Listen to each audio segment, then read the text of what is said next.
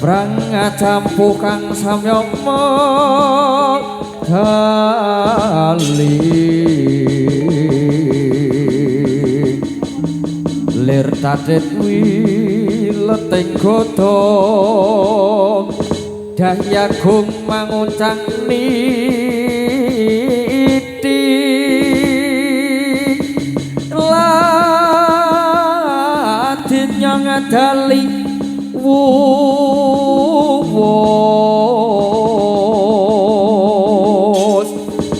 pasti jonggo dandanyo mangambak boyo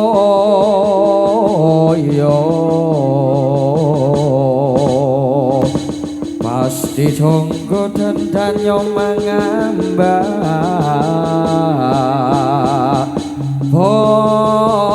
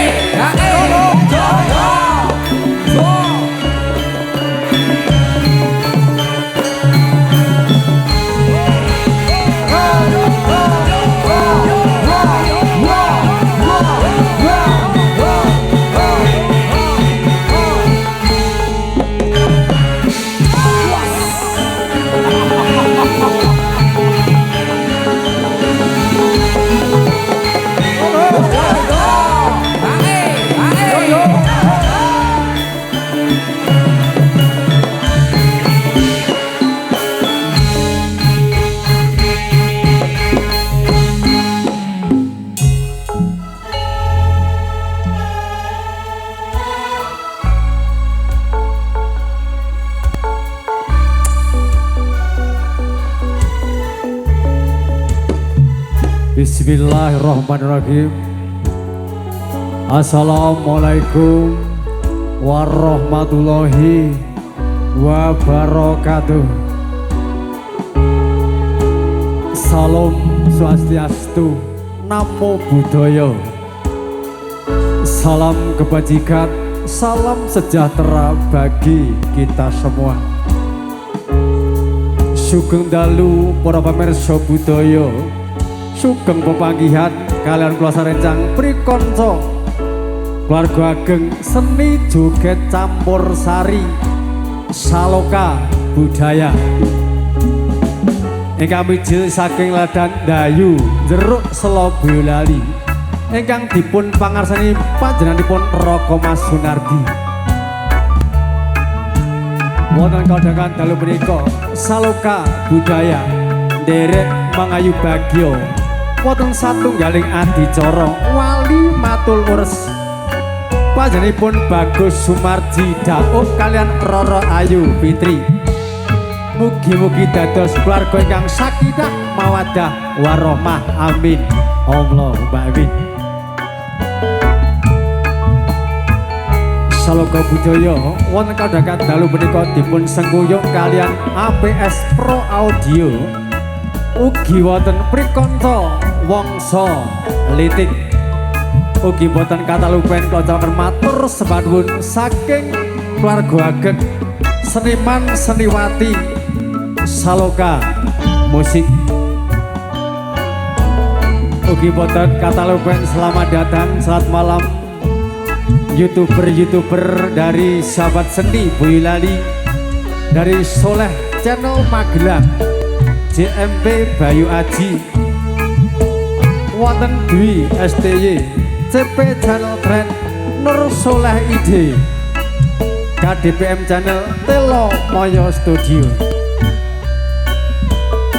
Satripun setunggal pokok setunggal beksan lumantar Saloka budaya wonten kalih Widyawati ing samangke paring palipur lumantar Saloka musik. Satripun setunggal pokok setunggal klosonaken langkung rumin salam pambuka suka parisuka monggo sanipun Adinda Putri.